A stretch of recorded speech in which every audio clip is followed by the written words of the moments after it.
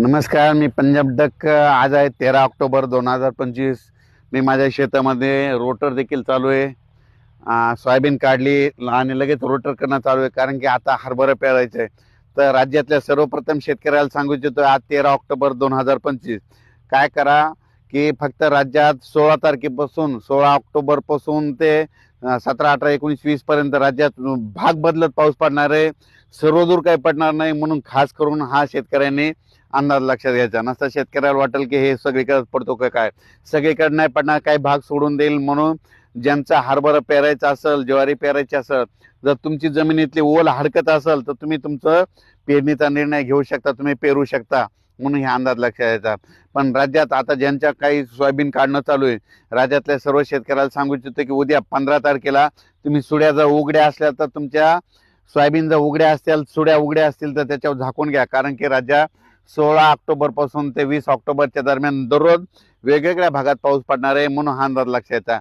16 ऑक्टोबरला तो पाऊस काय होणार आहे, इकडे यवतमाळ जिल्हा, नांदेड जिल्हा, लातूर जिल्हा, परभणी जिल्हा, हिंगोली जिल्हा, धाराशिव जिल्हा, सोलापूर जिल्हा ह्या पट्ट्यामध्ये सुरुवात होणार आहे. 17 ऑक्टोबरला काय परत काही भागात पडणार आहे. 18ला पुन्हा दुसरा वेगळा भाग देणार आहे. असं करत करत 19, 20, 21, 22 पर्यंत राज्यात विखुरलेल्या स्वरूपाचा पाऊस पडणार आहे. म्हणून हा अंदाज लक्षात. खूप काही मोठा पडणार नाही, मुसळधार काही पडणार नाही. म्हणून हा अंदाज लक्षात. राज्यातल्या सर्व शेतकऱ्याला सांगू इच्छितो की आता पाऊस आता परतीचा आहे. आता हे शेवटचाच पाऊस आहे. आता पाऊस निघून जाणार आहे आणि 2 नोव्हेंबरला मध्ये चांगली थंडी येणार आहे. म्हणून राज्यातल्या सर्व शेतकऱ्यांनी अंदाज लक्षात. ज्यांचं सोयाबीनचं शेत खाली झालं असं तुम्ही तुमचं पेरणी करू शकता. त्याच्यानंतर ज्वारी पेरायची तर ज्वारी पेरू शकतात, हरभरा पेरू शकतात.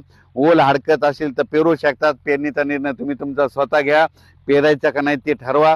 फक्त तुम्हाला एक सांगू इच्छितो, राज्यात मात्र 16 ऑक्टोबर ते 20, 21, 22 ऑक्टोबरच्या दरम्यान दररोज वेगवेगळ्या भागात तुरळक ठिकाणी पाऊस पडणार आहे. खूप काही मोठा पडणार नाही. म्हणून हा अंदाज सर्व शेतकऱ्यांनी लक्षात घ्यायचा. हा केवळ अंदाज कशामुळे दिला की राज्यातल्या सर्व शेतकऱ्याचं सोयाबीन काढणं चालू आहे. कोणाचं सोयाबीन उघड्यावर आहे, मका देखील उघड्यावर कापून ठेवलेली. तर तुम्ही काय करा, 16 तारखेपासून झाकण्याची तयारी ठेवण्याची तयारी करावी. आणि हे पाहू शकता, आम्ही देखील ही सोयाबीन काढणं, हे रोटर देखील करणं चालू आहे. तर आता लगेच आम्ही देखील आता पेरणी 1-2 दिवसात लगेच सुरू देखील करणार आहे. आता ह्या 2 दिवसाच्या नंतर हे देखील आता याचे रोटावेटर सगळं झाल्याच्या नंतर पेरणीचा आम्ही देखील निर्णय घेणार आहेत. म्हणून हा अंदाज लक्षात घ्यायचा.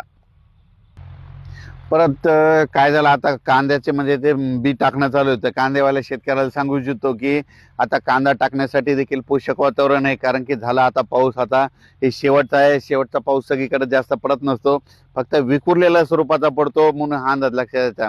राज्यात सर्वदूर नाही पाऊस, पण 16 ते ह्या 4-5 दिवस 16 तारखेपासून ते 20-21 ऑक्टोबरपर्यंत दररोज वेगळ्या भागात पडणार आहे. म्हणून तुमचं कांद्याचं रोप टाकायचं तर ते देखील टाकू शकता. त्याच्यानंतर हरभरा देखील पेरू शकता, ज्वारी देखील पेरू शकता. त्याच्यानंतर शेत देखील दुरुस्त करा.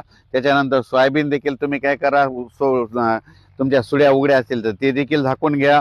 म्हणून हा अंदाज लक्षात घ्यायचा. त्याच्यानंतर राज्यात काय होणार आहे, 2 नोव्हेंबरला थंडी देखील येणार आहे. म्हणून परत परत ते सांगायलो.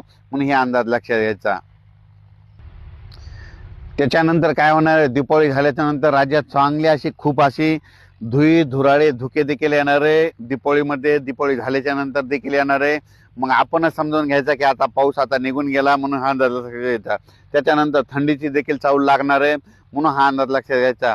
ज्यांचं शेत हडकत असेल तर तुम्ही पेरणीचा निर्णय घ्या. म्हणून हे देखील सगळ्यांनी लक्षात घ्यायचं. आणि तुम्हाला एक सांगू इच्छितो की राज्यात पेरणी करत असताना, हरभरा पेरणी करत असताना, ज्वारी पेरणी करत असताना बियाण्याला काय करा, बुरशीनाशक लावा. कारण की ते पेरल्याच्या नंतर मर देखील लागत नाही. म्हणून हे सगळ्यांनी लक्षात घ्यायचं. हा पाऊस जे पडणार आहे, आता परत एकदा शेवटी सांगतो की हा पाऊस सुरुवातीला काय होणार आहे, इकडल्यामध्ये म्हणजे याच्याकडून सुरू नांदेड, लातूर, धाराशिव, यवतमाळ, त्याच्यानंतर लातूर जिल्हा ह्या पट्ट्याकडून सुरुवात होणार आहे.